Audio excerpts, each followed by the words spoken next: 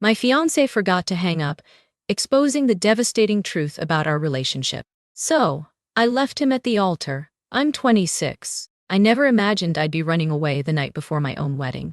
But sometimes life has a way of showing you truths you weren't ready to see, even if they come at the most inconvenient moments. This is the story of how a forgotten phone call changed everything.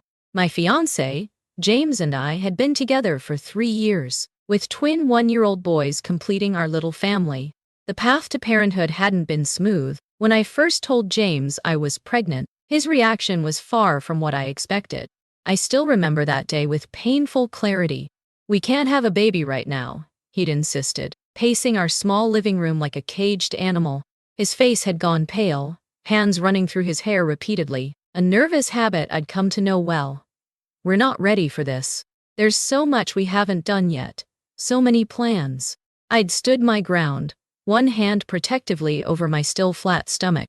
"I'm having this baby, James. With or without you. You can walk away. I won't even ask for child support, but I'm ready to be a mother." "How can you be so sure?" he demanded. "This changes everything. Our whole future. Sometimes the best things in life aren't planned," I'd replied softly. "I know this is scary, but I've never been more certain of anything." He'd paced for hours that night, alternating between angry outbursts and pleading negotiations. Finally, he'd seemed to come around. "Okay," he'd said, taking my hands in his. "If this is what you want, I'll support you. We'll figure it out together." I should have seen the reluctance in his eyes, should have noticed how his smile didn't quite reach them. But I was so relieved, so happy to have him on board, that I ignored the warning signs. He'd eventually come around, or so I thought. Through the pregnancy, he was attentive, caring, everything I could have wanted in a partner. When we discovered we were having twins at our 12-week scan, I panicked. "Twins?" I whispered, staring at the ultrasound screen. "Oh God, James, how are we going to manage twins?" He'd squeezed my hand and kissed my forehead. "Together, we'll manage together." He stepped up even more after that, attending every appointment, reading parenting books, helping set up the nursery. 6 months after our boys were born, he proposed during a quiet moment at home. "You've made me the happiest man alive," he'd said as he slipped the ring on my finger, both of us trying not to wake the sleeping babies. "You and our boys, you're everything to me." I believed him. God, how I believed him. The wedding planning went smoothly, almost too smoothly. James agreed to everything I suggested, never arguing about costs or details. His parents were covering most of it anyway, insisting on giving us the perfect day. I should have wondered why they were so invested, why they pushed for such an elaborate celebration when James and I had initially talked about something small. The night before our wedding, we were staying separately as per tradition, me at our house with the twins, him at his parents' place a few blocks away. He called to wish me goodnight. "I can't wait to marry you tomorrow," he said softly. "I love you, Sarah." "I love you too," I replied, feeling emotional as I watched our sleeping boys in their cribs. "See you at the altar." That's when it happened. He didn't properly end the call, and I heard his father's voice in the background. "Were you talking to Sarah?" "Yeah," James replied, his voice suddenly heavy with something I couldn't quite place. "Do you still feel the same way as you did 2 days ago?" his father pressed. "Yes." The defeat in that single word made my blood run cold. I should have hung up. Every fiber of my being told me to end the call, to preserve what little was left of my perfect wedding eve. But something in his tone kept me listening as his mother joined the conversation. "James, honey, you need to go through with this wedding," she insisted. "You have responsibilities now. 2 beautiful little boys who need their father." "Don't push me," James snapped, his voice sharp with an anger I'd never heard before. "You can't control my life like this." His father's voice turned cold. "We can't force you to marry someone you don't love, but we can cut you out of our will. Your choice, son. Think carefully about your future, and your children's future." My heart stopped. The room seemed to spin around me as I gripped the phone tighter. "It's bad enough you had children before marriage," his mother chimed in, her usual warm tone replaced with steel. "But you can still make this right. If you are ready for kids, you're ready for marriage." "This isn't fair," James exploded. "Nobody ever cares if I'm ready. Sarah didn't care if I was ready to be a father, and now you're forcing me into marriage? I'm terrified of having kids, but you made me stay with her. Now this? When does anyone care what I want? I sat there, numb, as the truth of the past year crashed down around me. Every loving gesture, every sweet word, every tender moment with our boys, had it all been an act? A performance to keep his inheritance? The morning sickness he'd helped me through, the midnight feedings he'd taken on, the gentle way he cradled our sons, was none of it real? After he stormed out, leaving his phone behind, I heard his parents continue talking. He's being so irresponsible, his mother sighed.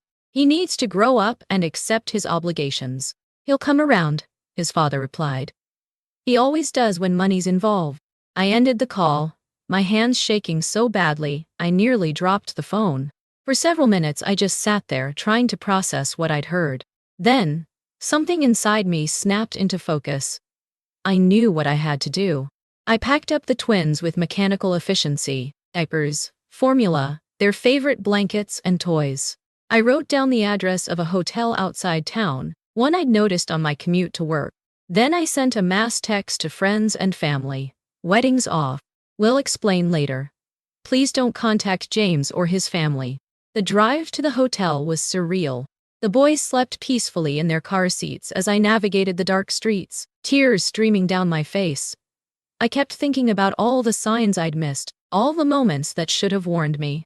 The next day, what should have been my wedding day, I holed up in the hotel room with my boys, ordering room service and trying to keep it together for their sake. I played peekaboo, read their favorite stories, and pretended my world wasn't crumbling around me. The day after, I dropped them at my parents' house and went to collect my things. James was waiting when I arrived, looking haggard and wild-eyed. "Where have you been?" he demanded, jumping up from the porch steps. "We waited for hours yesterday. The guests, my family, you owe everyone an explanation. You can't just get cold feet and humiliate my family like this." I met his gaze steadily. "I heard your conversation with your parents the other night." The color drained from his face as realization dawned. Without another word, I walked past him and packed my essentials, leaving behind the wedding dress I'd spent months choosing, the photo albums we'd built together, the life we'd constructed on lies. A week later, he showed up at my parents' house. "Please, Sarah," he begged in the front yard, keeping his voice low to avoid waking the twins. "I do love you, even if I'm not ready for marriage. I love our boys. Give us another chance." Without my parents' interference this time, I studied him, wondering how I'd missed the signs for so long. Had I been so desperate for our perfect family that I'd willfully ignored his reluctance? Or was he just that good at pretending? "I need time to think," I said finally. "I can't trust anything right now. Not you, not our memories, not even my own judgment." The weeks that followed were a blur of lawyers' offices and custody discussions. Despite some criticism for initially considering reconciliation, hey, I'm human, and it had only been a week since a 3-year relationship imploded. I knew I needed to protect my boys. When I told James about seeking full custody, his reaction was unexpected and revealing. "You can't do this to me," he shouted in the middle of the restaurant where we'd agreed to meet. "Break up with me if you want, but you can't take my kids." After the waitress shot us a concerned look, I managed to calm him down enough to talk rationally. That's when the truth emerged. His parents had threatened to cut him off again if he didn't fight for custody. He even offered to split his future inheritance with me if I'd agree to joint custody. "I'm ready to be a father now," he insisted, reaching for my hand across the table. "I've changed, I swear." I pulled my hand away and stood up, disgusted. "Really? After 1 week, you're suddenly ready? Or are you just ready for your parents' money?" "You don't understand," he pleaded. "My whole life depends on their support. And that's exactly why you shouldn't be around our children," I replied, throwing some cash on the table for my untouched coffee. "They need a father who makes choices based on love, not money." The following months were hard, but we survived. My boys and I moved into a small but cozy apartment near my parents. I hired a nanny, and while finances were tight, we made it work. My parents helped when they could, and I learned to be both mother and father to my sons. Then, unexpectedly, James signed away his parental rights. Maybe he finally stood up to his parents, or maybe they gave up on controlling him. Either way, he offered money as compensation, but I declined. I wanted a clean break. "I understand," he texted. "I'm sorry for everything. I never meant to hurt you." "I forgive you," I replied. "But please don't contact me anymore." He's respected that wish, and we're moving forward.